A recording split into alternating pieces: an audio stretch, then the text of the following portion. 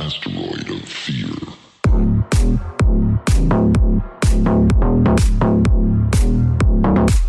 Well, this is going to be a strange one.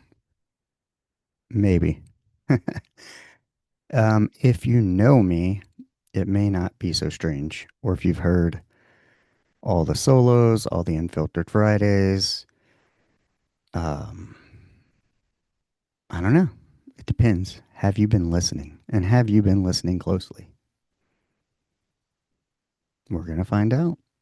So, welcome to another episode of the Men of the House podcast, and it is Unfiltered Friday. And I am Richard, your host. So, thank you for joining me.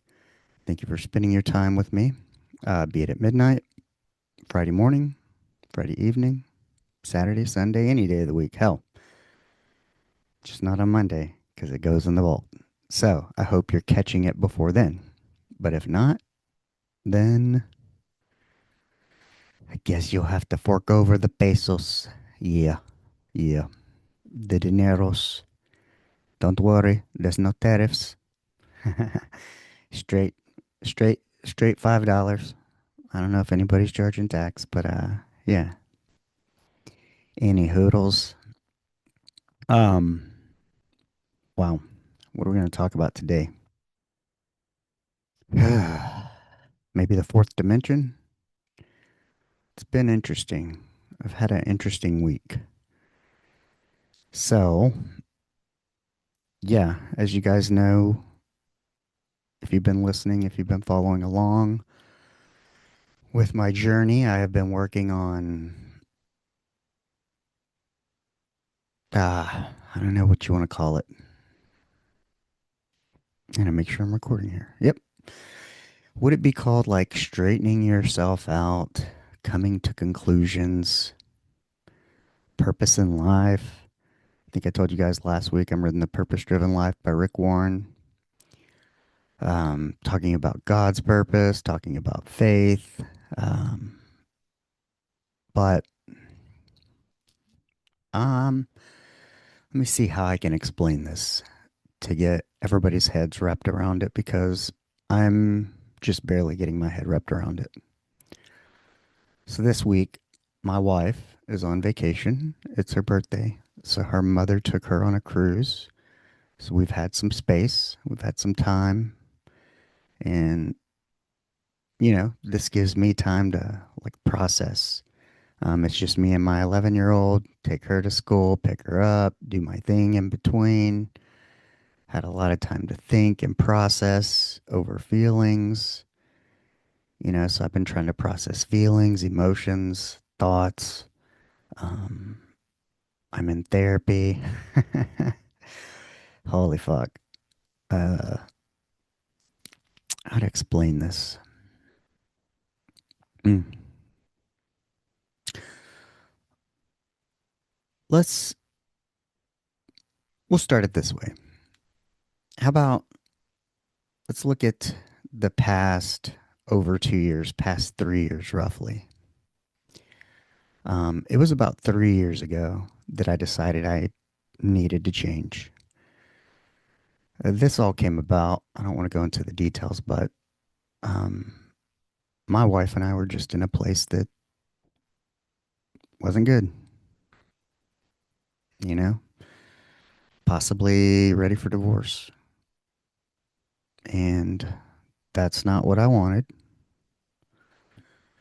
Um, Drinking was a contributing factor on my end. Um, but, takes two to tango. We're both guilty of how we got there. Um, but essentially, whatever happened, like, I just didn't feel good enough. I didn't feel like I was enough.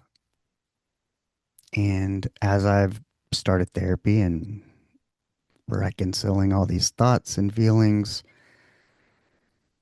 I've come to understand even the past 3 years, the 64-pound weight loss, 2 years of podcasting, everything I've done that's positive, it still wasn't for me.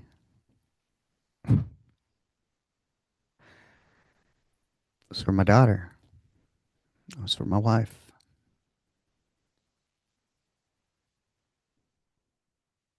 Yeah, let that sink in. Positive, yes,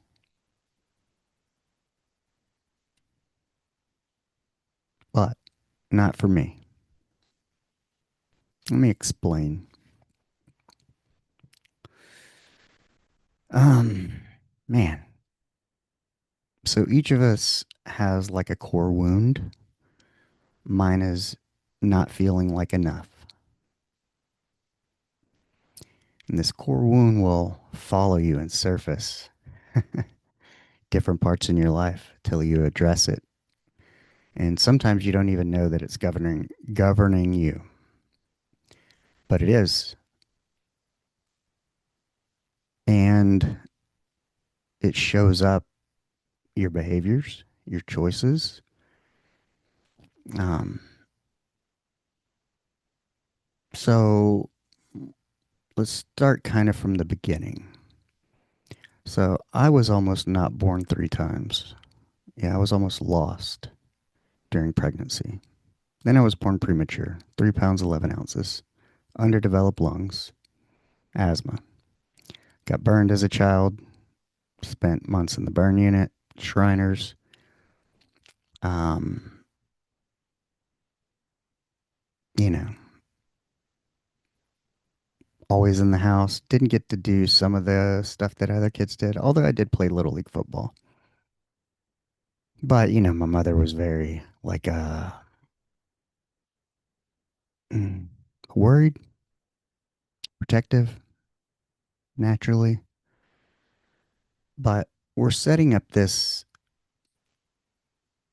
thing, you're too little, you're too sick, you're never going to be big, you're never going to be able to do the things that other people do. You won't be able to go in the military. That's your dream because you have asthma. Um, you see the theme? You're not enough. Whether it's because you're broken, you're small, all of it. But there's a theme. You're not enough.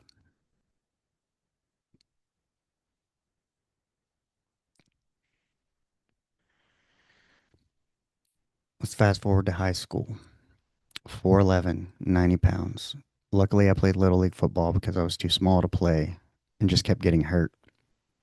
In junior high, ended up taking up tennis. I graduated high school year early, joined the Navy nuclear program, got a full scholarship off of active duty.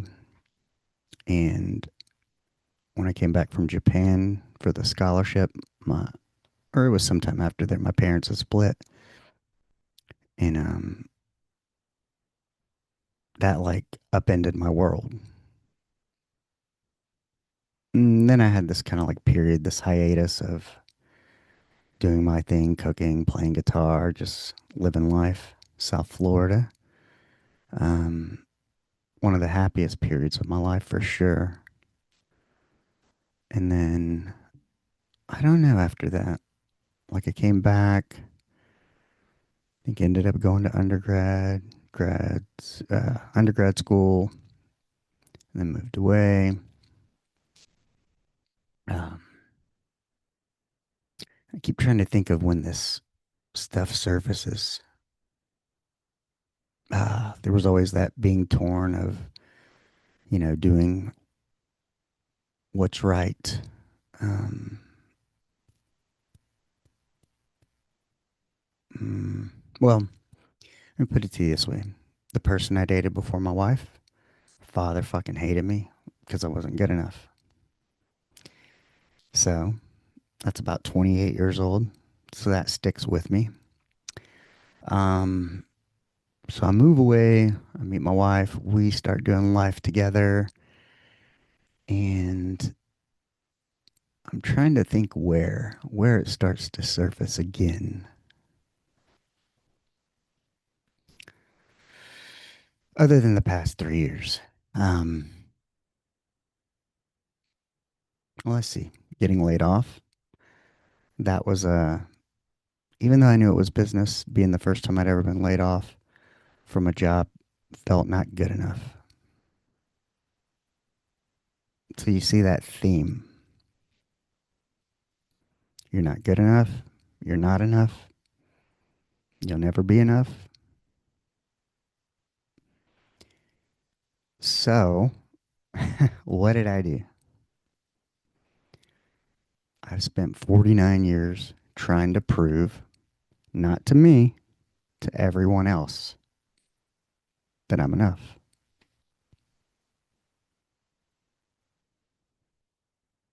Hmm. Natural, but how fucking dumb.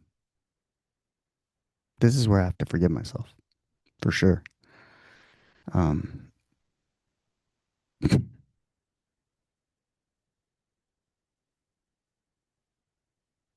so I've been listening to a lot of Andrew Bustamante from Everyday Spy and Chase Hughes. And, they were interrogators. Chase Hughes has NCI Neurocognitive at Institute University, but he does this whole thing on body language, words, identity, confidence, all this stuff. And it's funny because he was talking about like some different things. Like when we talk about mirroring, how people who like each other may mirror each other. You don't mirror somebody to get you to kind of get into them. You actually, mirroring is the symptom of a deeper connection. And, where this comes in is kind of this connection to self and kind of,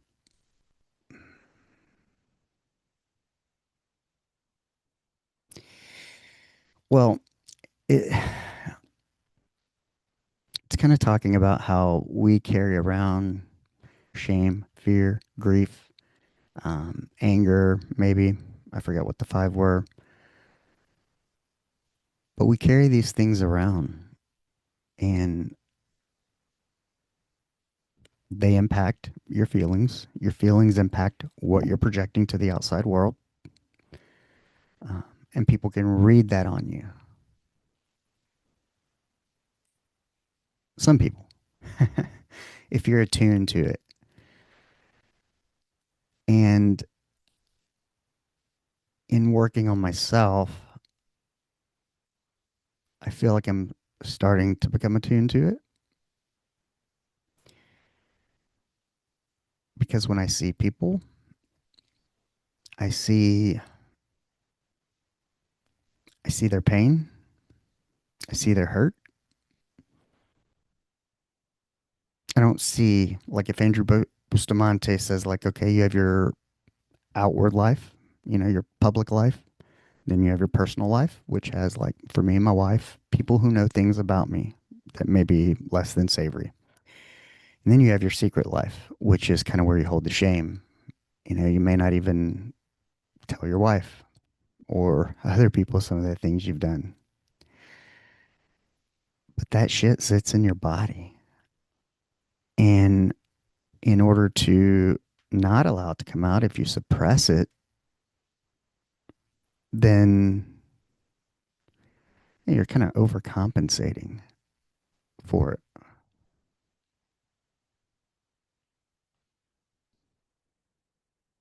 And how does this tie into the me? um,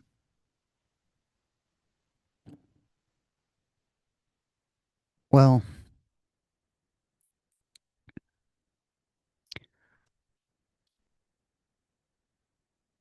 it's kind of about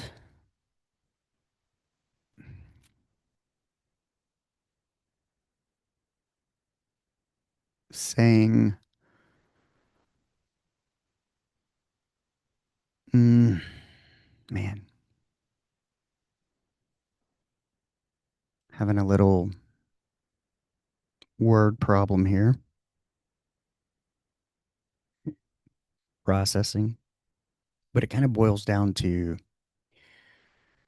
a confidence in a way, a self forgiveness in a way, like delusional self forgiveness. It all ties to self worth. I didn't feel worthy because I was ashamed of something I'd done 30 years ago. Okay. I let that follow me around. I let those feelings seep into my body, cause a lot of trauma, nerves, stress, and that dictated some of the choices I've made the past 30 years.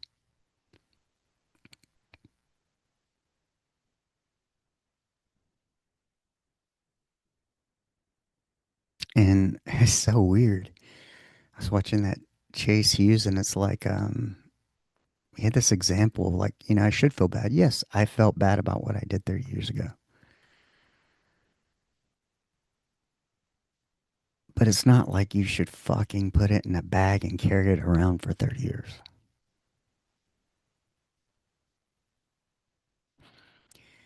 And he says, like, some of it is like we feel like we deserve, like we should feel bad because we did something wrong. Yes, but we're sinners. We're, n- we're never going to get it right. We can never. That's why Jesus died on the cross. It's not saying don't try. It's not saying don't learn a lesson. But 30 years. And then it compounds into other things. Shame is like, what did he say? I shouldn't have done that. Should have done this. Should all over yourself. Keyword of redirection could. Yeah, I could have not slept with a married woman 30 years ago, but I did. You see my body language. You see me getting nervous. um,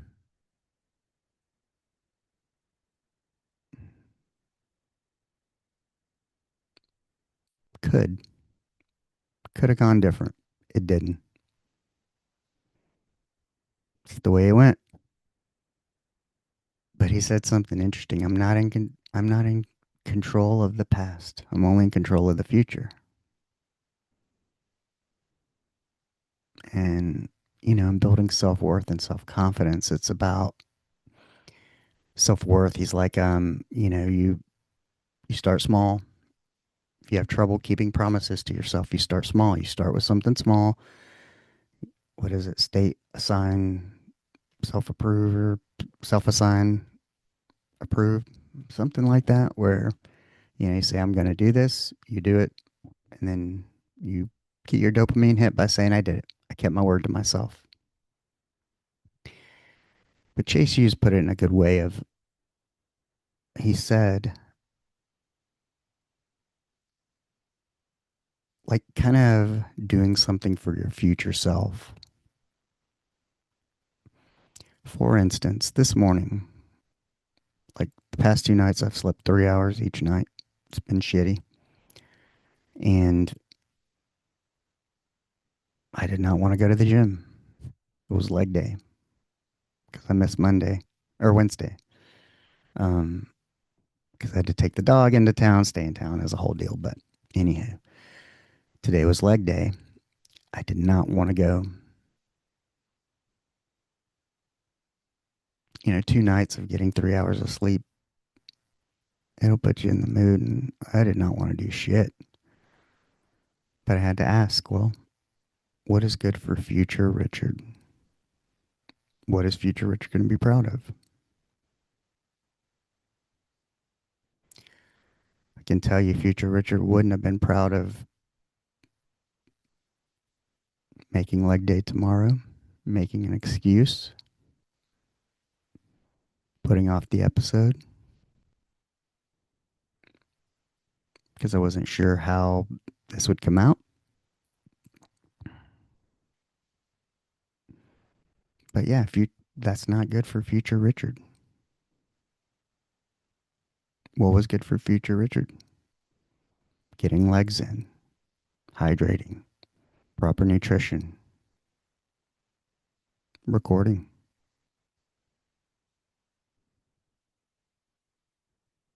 And you see, that's how you build up that credibility with yourself, self worth.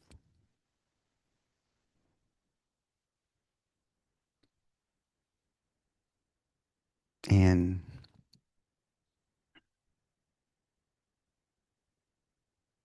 so it's like taking all these kind of different concepts and connecting the dots is kind of what I've been doing while I was Ubering, of like this aha of like my whole life. I have been trying to prove because I had low self worth, never felt like I was good enough or enough, and was always proving to the outside. You know, I didn't hit my growth spurt, so it's like girls don't want to date you. They're like, "Oh, he's cute, but he's too little. I would date him, but he's too little."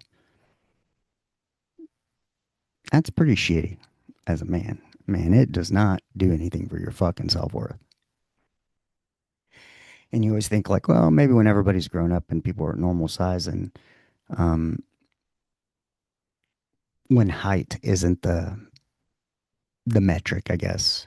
I was like, maybe when girls were interested in success or something, I would have that, and that would, you know,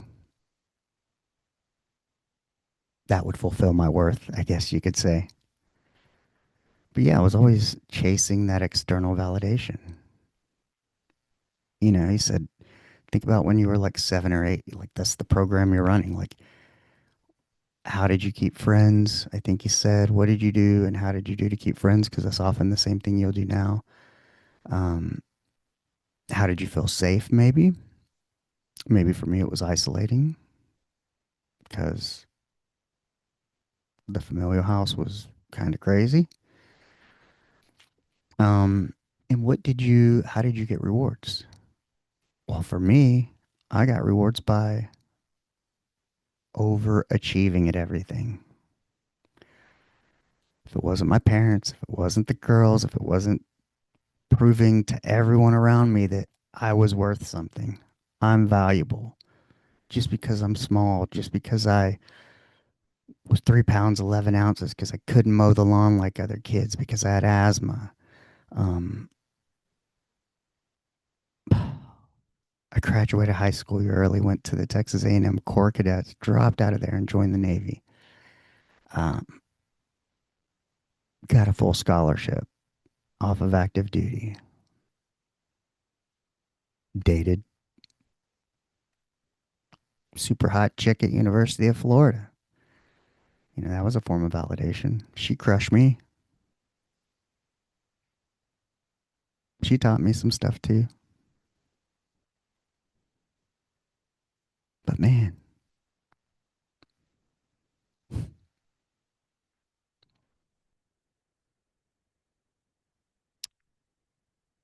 and I'm unsure how I look back on this. It's funny because I was watching, I think it was Andrew Bustamante with Diary of a CEO, and he talks about how, like, the CIA, you know, they look kind of for people with trauma, that people with trauma, anxiety, they lend themselves to certain qualities that make good spies. Whether it be awareness, but they also take advantage of it because people who are searching for something like that, like myself, very loyal. That's what's fucked me over in so many things: relationships, jobs, me being overly loyal, never looking out for myself.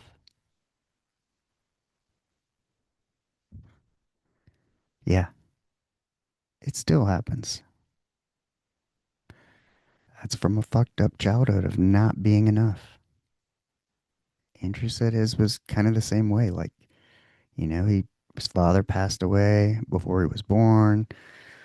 He had a stepdad. He went to the Air Force Academy because his parents always push achievement too, and it made sense because if the parents push achievement, then it's like this thing. Well, because he was saying maybe his mom really didn't want to be a mom, but was expected to, Catholic Latina type of thing. But if you raise a successful child when they turn 18 and get a scholarship, they can get the fuck out of the house, and mom can go back to being mom.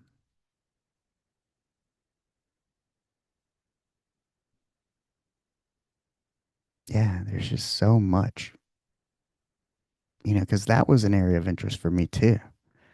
Military, CIA, all that stuff. That was what I thought my career path would be.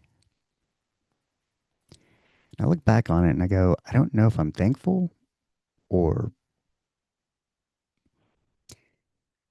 because if I had gotten in a job like that, I think I would have fit the profile perfectly, actually, honestly. Um, but I do believe I could have been a person that they could have overly brainwashed into over loyalty to do things maybe that are morally ambiguous.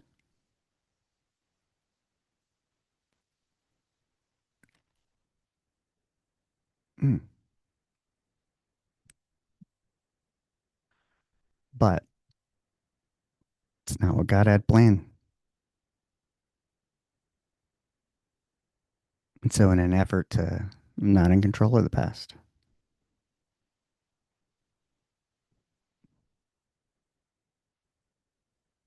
you know, would I be somewhere different, somewhere more, have some of the things that I feel like I'm missing, which I don't really feel like I'm missing much, honestly, me as an individual. But there are these wickets, I guess you get as men, as families in age, that whether it's we wish we had this or you should have been able to do this by now. I mean, I was in school with people who are fucking retired, who are commanders of destroyers. I could have easily done that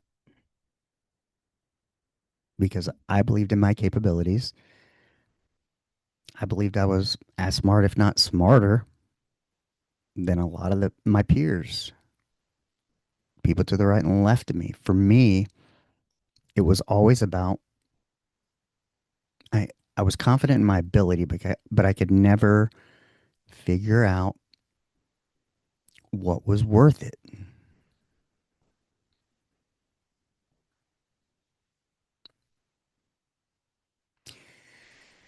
And I could never figure out, I partially followed what I wanted, which led to some happier periods. But on the other parts, when I was kind of following, when I was doing the people pleasing thing, because I wanted validation, I wanted approval, I wanted to make people proud, I wanted to feel like enough. And if you're a conform to the rules, do what you're told, good student, because you want to go to the Naval Academy and blah, blah, blah, blah, blah, who doesn't fucking love that?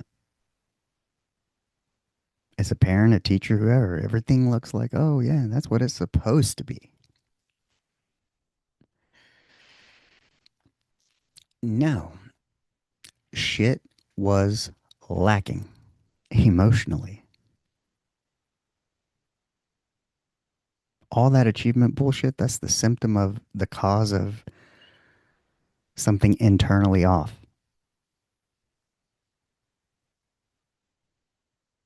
Missing something. Safety, love.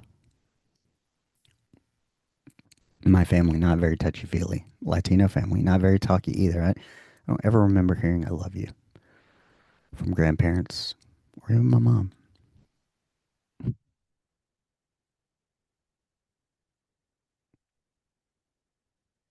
I mean, their actions show they do, but the words were never there.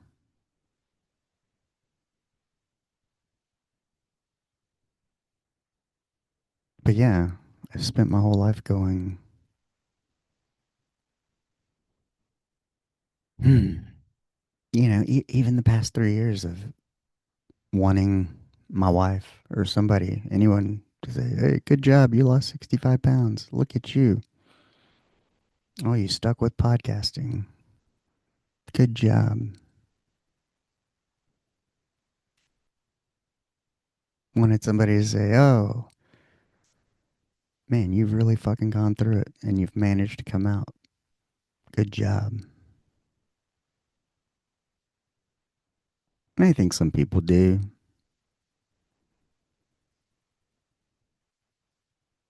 And I don't want to take any value away from that, but the meaning doesn't quite hit me. Why? Because to me, that's what's expected. I thought that's how everybody thinks, how everybody does, that everybody wants to do a good job, that everybody wants to reach their potential. But you see, it doesn't feel the same because I'm not saying good job to me. It doesn't hold the value to me because I don't hold the value to myself.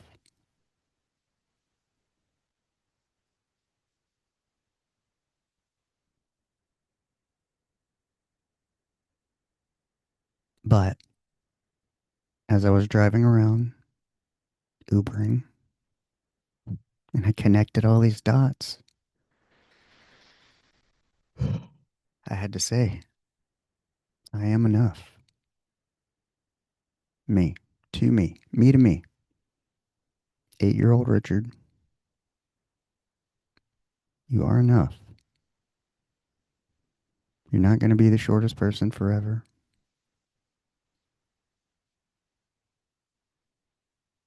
Girls aren't always going to think that.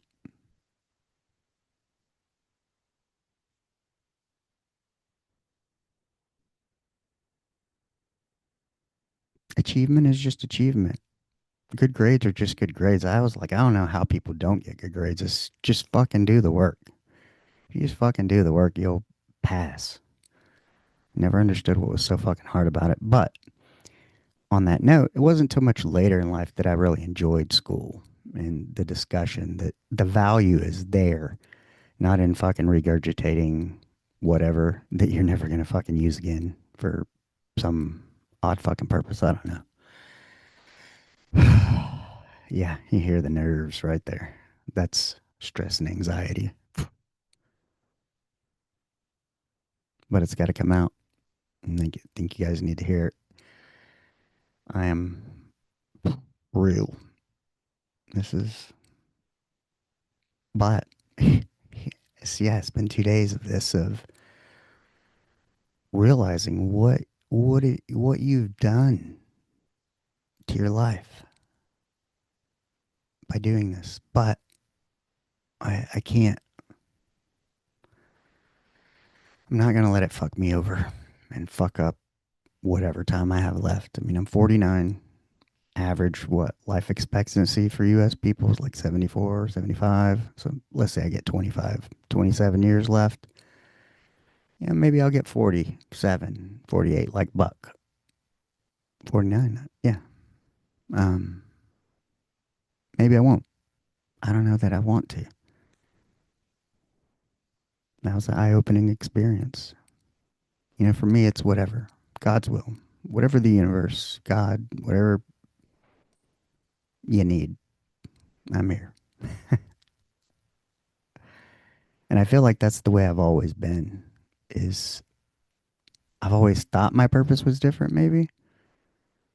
Um, and I don't. I'm not gonna say I still don't know, but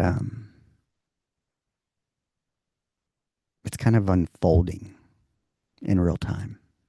These dots, these connections, going. Hmm.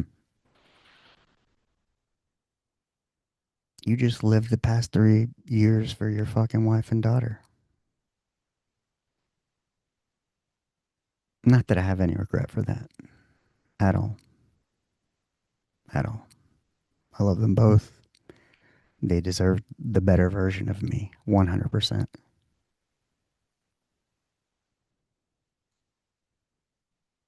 But it's really time to love me, for me to be okay with me, for me to be proud of me, for me to do things because I want to do them, because they fill my cup, because they make me happy, because they're aligned with my spirit and the person I want to be and what I want to give back.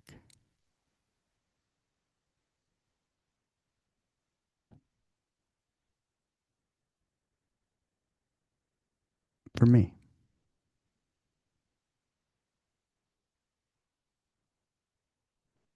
And I talked about like those wickets, like, oh man, I could be retired, I should have a house, and blah blah blah blah blah blah blah blah blah. Blah. All this, I should be fucking further along. Every fucking thing. Is it ever gonna happen? Am I doing the right thing?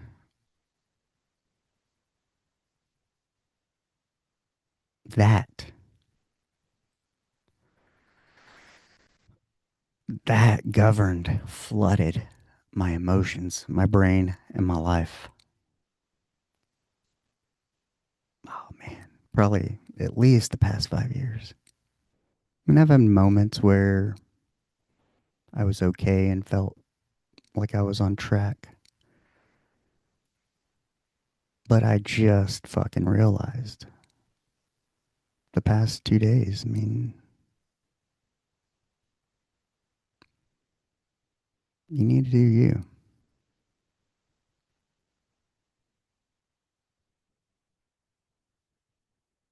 And everybody are running these programs in the background like your phone.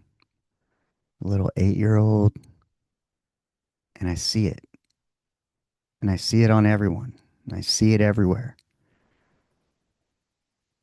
And I had started seeing this weeks ago, a month ago, maybe. Because I've been doing a lot of fucking, been going through it. Everything from therapy to books to videos to anything, trying to figure out what the fuck is up with me. It's not anything up with me. This is fucking life. But when you see the whole world, their public persona is the projection of all those fucking 8 year old insecurities and whatever their home life was like, whatever their parents were like, whatever their friends were like, all these fucking little scared kids on the playground, or maybe confident. That's what I see when I see people. And the world looks different. um, Diary of a CEO. There's a clip on Everyday Spy or there, Andrew Bustamante again. And he talks about kind of being trapped in this shed, and those programs kind of keep us trapped in this shed, this framework. And what the CIA taught him was, I guess, how to get out. And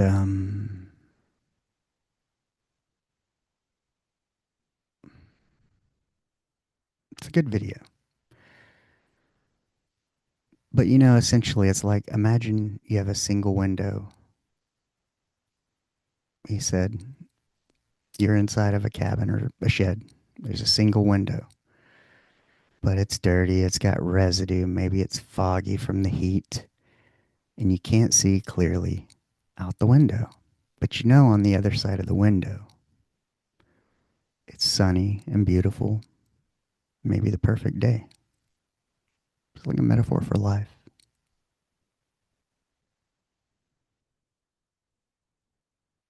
And we do all these different things, except all you got to do is open the window. But you have to do it. And then Steven had this video. He's like, this is one of my favorite videos. And it's this little video of like, there's an ant crawling on a pad. They take a marker and they draw a circle around the ant. And the ant will not go past the marker, the barrier, the circle. It stays in the circle. Then it figures out, travels outside of the circle. They draw another circle, a smaller circle. The ant gets stuck in the circle till it figures it can get out. That it's just a black line, that it's not an actual barrier, and so forth. That's our life. Our parents, our teachers, society, religions.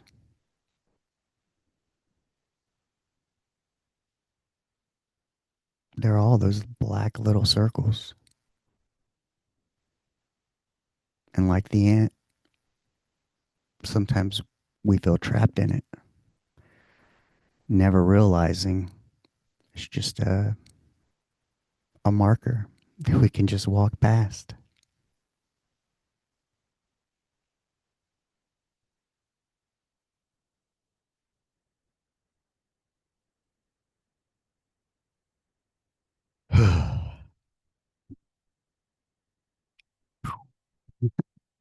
A little mind blown thing there for the watchers. Um, yeah,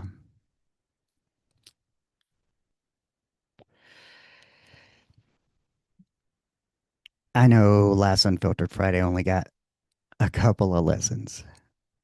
So only a few of you, the loyal listeners, are going to get this. Maybe consider yourself lucky if you can comprehend it, understand it, implement it, which I'm working on.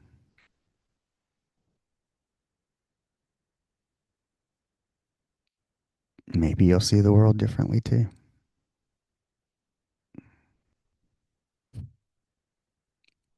It's funny because Chase said that we have this thing, like you could look at my body language, something you're embarrassed about or whatever. He said like men will typically cover their crotch. You can see me.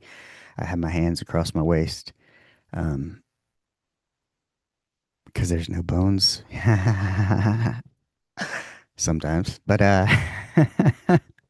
or he said like women will cover their uterus. You know, there's nothing there to protect, so it's like this mammalian instinct to um, want to cover and protect because we feel vulnerable, we feel scared, we feel fear. I'm gonna open up here. He said even if you're totally comfortable, like let's say Joe Rogan, um, there's still something in our brain that has a concern for how we're gonna look on camera to the outside world, since this is kind of going down in history. But yeah, he made this other great thing of going like let's say you're going to a job interview. Um get a haircut, get my suit, all that stuff. Go in, have all the right answers, fucking looking sharp. You got it. You're showing up. But let's say at home, overbill dues, overbill dues, overdue bills, fucking pile of laundry, your house is a mess, blah, blah, blah. You can, he said, maybe you go in there, nail the interview, but the person interviewer might just get a gut feeling like, something's off. Something's just not right. That whole background shit, the overdue bills, pile of laundry, you knowing that, it bothering you, knowing that you're not, I guess, living up to your potential,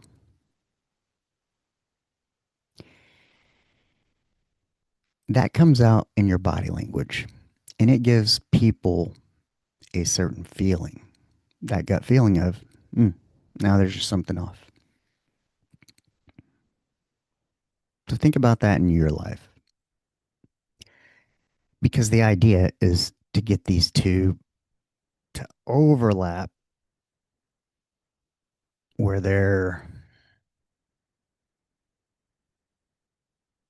there's no discrepancy, I guess.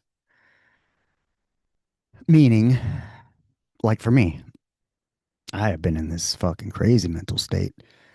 And, you know, your body looks for the most efficient way to do things because it likes to save energy, which is why and how we fall into bad habits and patterns because it's easy to do the same bullshit you always do, even if it's painful and you don't like it. It's easy. So it's about tackling those areas. Remember, future me. What would future me like? Well, future me would appreciate laundry done. No overdue bills. No fucking pile of this or that. Once future me understands that, future me starts working on that. And then guess what? I'm working towards it. I know I'm taking care of it. That provides a sense of me being my best self. And when I go out into the world, the feeling I should give you is, hey, this is a good guy. This is a real guy. 100% real and authentic.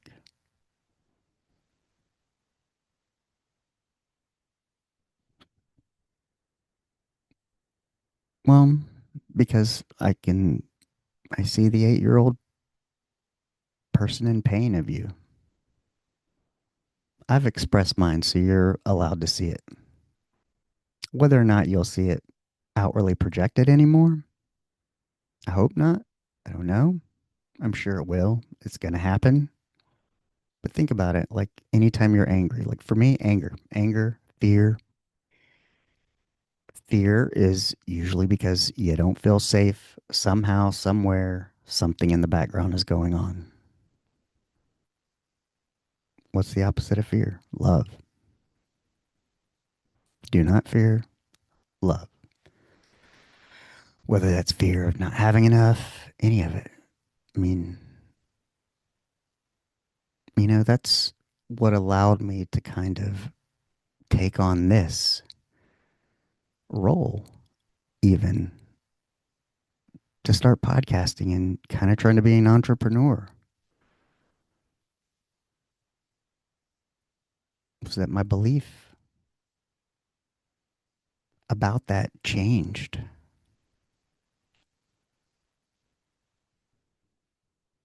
of what was important. Once I was able to show my wife, like, hey, like, whatever, it's all relevant. I made a lot more in a corporate job, but a lot more went out towards things that were kind of in that group. But think about it. Our basic needs are met. We have we have plenty. We don't want for food. We don't, you know, and it's always been that way. You're going to be fine. Yeah, family, it's always worked out. The evidence is there, so why doubt so much? But yeah, he was talking about, I think, it's like you got to have this general sense of things are going to work out. You got to be super self-forgiving. He said delusional. I'm not in control of the past. I'm only in control of the future. Fuck the past. It is what it is. It happened. Could have gone better, but it didn't. Half of learning what you want is learning what you don't want. Is it David Bayer? I've been listening to him a lot too, where he's like, master sculptor doesn't take a bunch of clay and start piecing it together like Mr. Potato Head and forming this and that. He goes, they take a block of clay and they remove the shit till it becomes a masterpiece. Life is a little bit of the same way. Although I've been fucking playing Mr. Potato Head for the past 49 years. But no more. Mm-mm. I know life's going to try to throw me back into that pattern because that's what life does. But you got to resist. You got to do the opposite. What's the opposite of what's giving you the bad feeling or what you're doing? Do the opposite. Opposite of fear is love. Man. See, I unconsciously was like, cover my stomach for the listeners or viewers. Man, yeah, your body language. I think I told you I had that interview with that guy who was like, um, what's one way, what's one food you would never eat no matter how it was prepared? And for me, it was eggs. And he said something and I sunk down in my shoulders. He's like, your body language shows. So trust me, you think you're not giving off stuff. You think all this stuff, these background programs don't come out and make up who you are. They absolutely do. You're acting it out every day, every minute. So we got to update the programs. For me, I got to work on sleep because what it the CIA officer said, sleep and exercise, two things you need for cognitive function. When you're out there, your life is in danger. Your diet can fluctuate, many things can fluctuate, but you need sleep because that impacts your quality of decision making and your thoughts. Your thoughts and words kind of become your reality because, yeah, that was the other interesting thing with Chase Hughes. He says, these are parts of our mammalian brain that do this stuff. And language isn't that old. So he said, like, there's some things that they go right to that mammalian brain, like whether it's mannerisms, this or that, the other, because language isn't that old. And so when he talked about setting goals, it was funny or whatever. Some of these things, like talking about confidence, he was like, it's similar to like dog training. Like, he goes, how would you show your dog your goals? You wouldn't tell him because the dog don't fucking understand. Maybe you show him pictures. Okay. We're kind of the same way because our mammalian brain does not understand, doesn't pick up the language, wasn't that developed. And so, yeah, it's about controlling your thoughts and making sure they're positive. Because I forget, out of all the thoughts we have today, in a day, I mean, thousands, and well, I don't know if it's 40 to 60% are negative. So it's like you got to fucking drown them out. Repetition. I mean, whether it's, I don't know, affirmations, it's definitely better to say something positive than negative, 100%. But it's like all of it. I mean, I have been working, searching, exploring. I think I told you guys I had that big book of brain from when I was young, 9 or 10. I have been interested in the mind and how it fucking controls things my entire life. Maybe why I wanted to go into the CIA or something. So when you think about that, I don't know if it's not, it's not really a mind hack. It's just you start realizing all the false narratives. You, you start to understand, man, your brain can really fuck you over. Um, it's hard. But, I want to take my challenge, my goal, my call to action for myself is I want to look at the each day now of like in amazement of like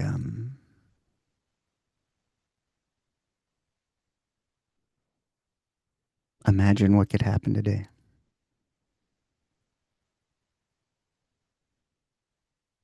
as opposed to, oh, is it ever going to happen? I've been podcasting for 2 years. Is anybody listening? Am I ever going to get more than this many listens, this many subscribers? Is anybody going to notice? Is it valuable? Um, am I ever going to be able to do this? Am I always going to be feel what I feel like is struggle? Am I always going to be struggling?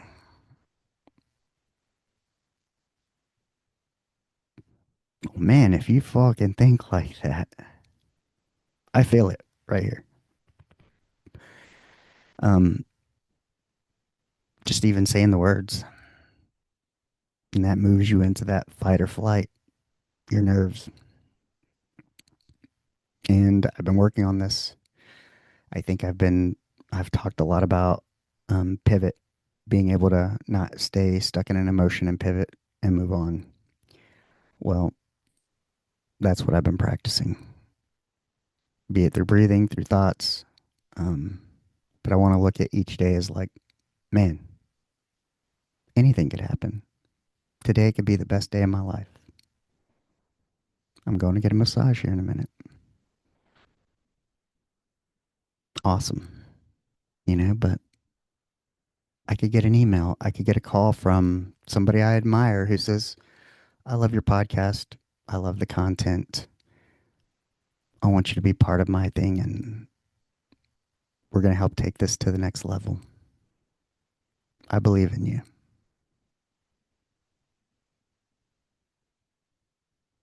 And while that would feel good, and that's what I want,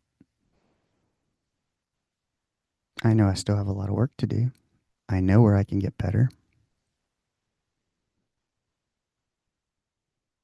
But yeah, I'm comfortable with me. I can do this,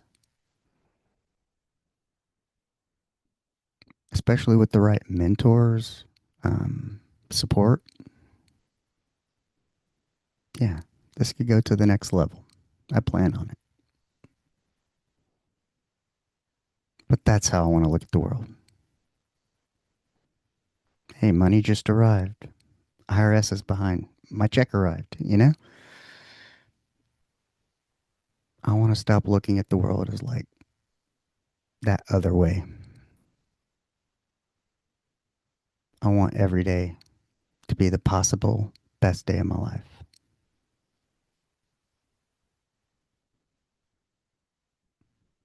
Whether it's meeting a cool person, being able to do something for somebody, a financial gift that allows me to do something I want to do. I have some ideas. I have a little book of tiny hopes and dreams and some stuff I want to do for other people in there. But yeah, I want God, the universe, whoever, the collective powers that be to, hey, let's do this. We can do this. It's going to be what you make it.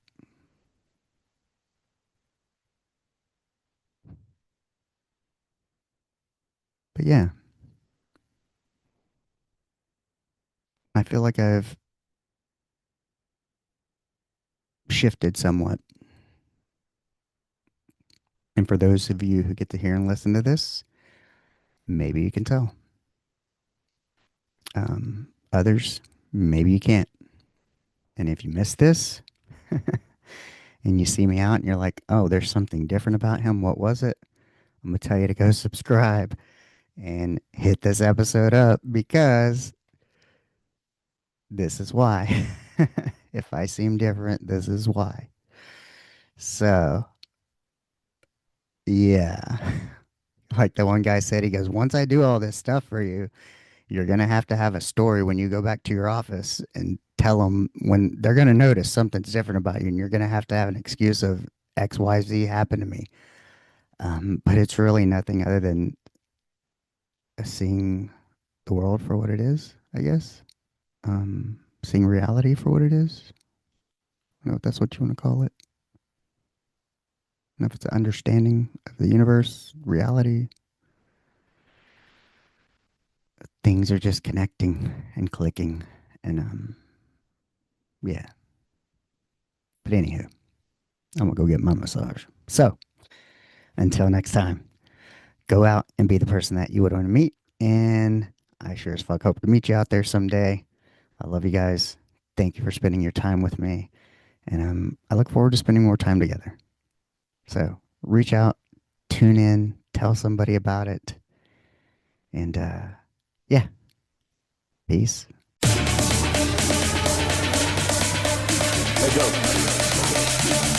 Asteroid of fear.